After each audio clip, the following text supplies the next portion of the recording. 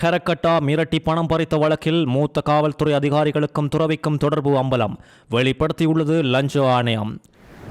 91 million ரூபாய் மதிப்புள்ள போதைப் பொருளோடு மலேசிய நாட்டவர் அதிரடியாக கைது. தமிழ் மக்கள் ஜனாதிபதி அனுரவின் மேல் நல்ல நம்பிக்கை வைத்துள்ளார்கள். செல்வம் அடைக்கலநாதன் தெரிவிப்பு. நான் பிரதமராக இருந்தாலும் கூட வீட்டில் 4 பூனைகளின் வேலையால் பிரதமர் ஹரணி அமரசூரிய உருக்கம்.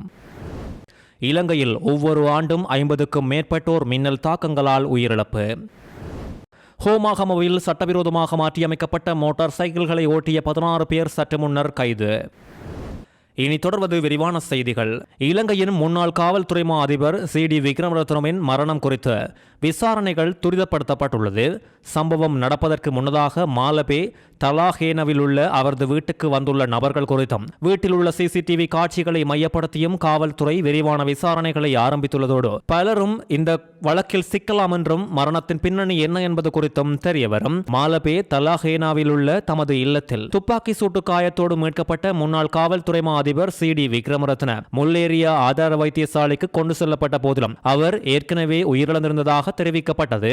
அவரின் மார்பின் வலது பக்கத்தில் துப்பாக்கி சூட்டு காயம் பதிவாகி இருந்ததோடு தன்னுடைய மெய்ப்பாதுகாவலரின் கைத்துப்பாக்கியை பயன்படுத்தி அவர் துப்பாக்கி சூடு நடத்தியிருக்கலாம் என காவல்துறை சந்தேகம் வெளியிட்டுள்ளது. சம்பவம் நடந்த இடத்தில் கண்டெடுக்கப்பட்ட கைத்துப்பாக்கியை மேலதிக விசாரணைக்காக அரசாங்க ரசாயன பகுப்பாய்வாளர் திணைக்களத்திடம் ஒப்படைக்க திட்டமிட்டுள்ளதாக மேல் மாகாண தெற்கு வலய குற்றத்தடுப்பு பிரிவுக்கு பொறுப்பான பிரதி காவல்துறை மா அதிபர் சமந்த விஜயசேகர தெரிவித்துள்ளார். நீதிமன்றத்துக்கு இது குறித்த விடயங்களை அறிக்கைப்படுத்தியதை அடுத்து அந்த துப்பாக்கியை எதிர்வரும் திங்கட்கிழமை பகுப்பாய்வாளரின் கைகளில் கொடுக்க நடவடிக்கை எடுக்கப்பட்டுள்ளது.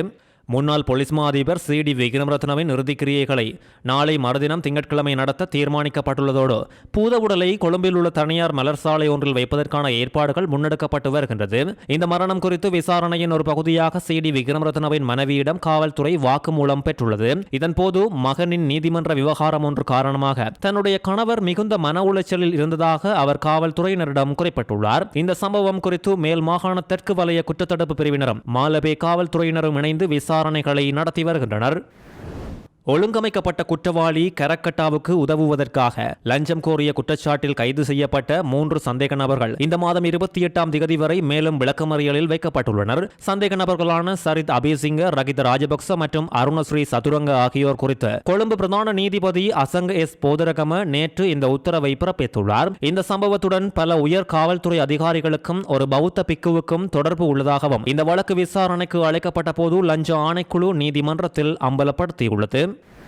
தமிழ் இனத்துக்கு எதிராக இழைக்கப்பட்ட அநீதிகளுக்கு பொறுப்பானவர்கள் நிச்சயம் தண்டிக்கப்படுவார்கள் என்ற நம்பிக்கையில் ஜனாதிபதி அனுரகுமார திசாநாயக்கவுக்கு தமிழ் மக்கள் மத்தியில் தொடர்ச்சியாக இப்பொழுதும் குறையாத ஆதரவு உள்ளதாக டெலோ அமைப்பின் தலைவர் செல்வம் அடைக்கலநாதன் ஒரு ஊடக நேர்காணலில் கூறியுள்ளார். உயிர்த்த ஞாயிறு தாக்குதல் சம்பவம் குறித்த விசாரணைகள் தற்போது துரிதப்படுத்தப்பட்டுள்ளதோடு தமிழ் இனத்தை ஒழிக்க வேண்டும் என திட்டமிட்டு செயல்பட்டவர்கள் சட்டத்தின் முன் நிச்சயமாக நிறுத்தப்பட்டு தண்டிக்கப்படுவதற்கான ஒரு சாதகமான சூழல் உருவாகியுள்ளதாகவும் தெரிவித்துள்ளார். இது குறித்து விசாரணைகள் மற்றும் அதன் ஊடாக வெளிவரும் உண்மைகள் ஜனாதிபதி அனுர மீதான நம்பிக்கையை தமிழ் மக்களிடையே மேலும் மேலும் அதிகரித்துள்ளதாகவும் குற்றவாளிகள் அடையாளம் காணப்பட்டு நிச்சயம் தண்டிக்கப்படுவார்கள் என்ற எதிர்பார்ப்பே ஜனாதிபதிக்கு தமிழ் மக்கள் ஆதரவு வழங்குவதற்கான முக்கிய காரணம் என்றும் மேலும் தெரிவித்துள்ளார்.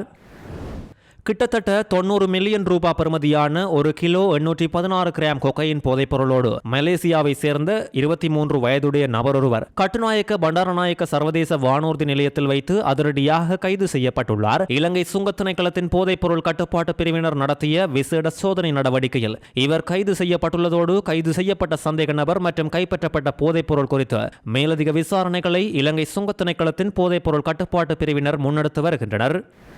தெருக்களில் வாழும் விலங்குகள் மேல் அன்பையும் கருணையையும் காட்ட வேண்டும் என்று பிரதமர் ஹரணி அமரசூரிய பொதுமக்களிடம் சற்று முன்னர் அவசர வேண்டுகோள் ஒன்றை விடுத்துள்ளார்.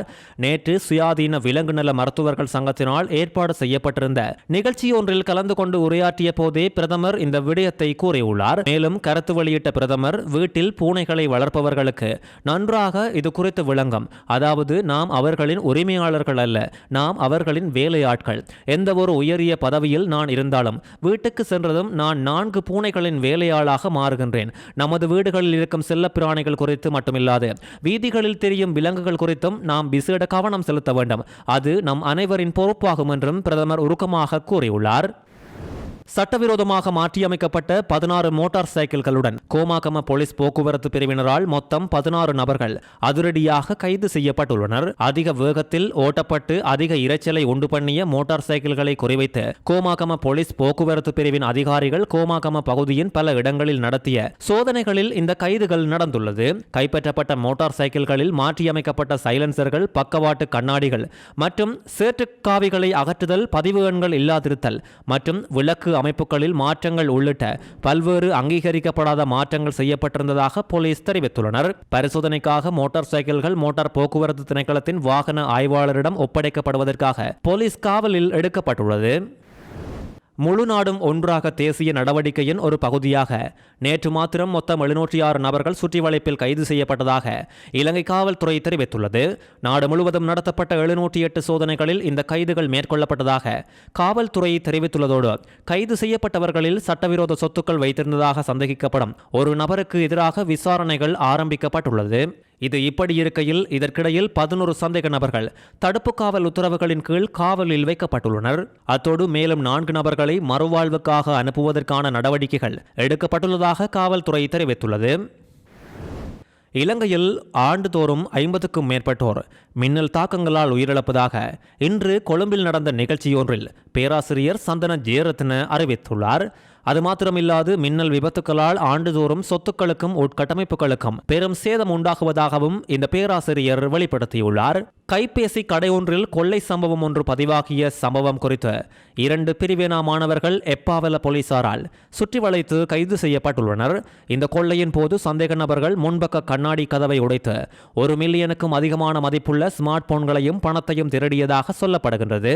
போலீசாரின் சிறப்பு நடவடிக்கையின் போது நேற்று இந்த 2 சந்தேக நபர்களும் கைது செய்யப்பட்டதோடு எப்பாவல நகர பேருந்து நிலையம் அருகே அமைந்துள்ள கைபேசி கடையில் ஜூலை 4ஆம் தேதி அதிகாலை வேளையில் இந்த கொள்ளை நடந்ததாக விசாரணையில் அம்பலமாகியுள்ளது. எப்பாவலவின் அந்த கலா பகுதியில் உள்ள ஒரு துறவற கல்வி நிறுவனத்தில் தங்கியுள்ள 14 வயதுடைய 2 பிரிவினா மாணவர்கள் அடையாளம் காணப்பட்டுள்ளதோடு அவர்கள் ரொட்டாவெவ பகுதியில் உள்ள தலவ, நபாதவெவ மற்றும் எப்பாவல ஆகிய இடங்களை சேர்ந்தவர்கள் என்றும் விசாரணைகளில் அம்பலமாகியுள்ளது. தொடர்ச்சியாக தெளிவான செய்திகளை தெரிந்து கொள்ள நியூஸ் ஒன் அப்டேட் சேனலை சப்ஸ்கிரைப் செய்யுங்கள். செய்திகள் குறித்து உங்கள் கருத்துக்களையும் கமெண்ட்ஸில் தெரிவிக்கலாம்.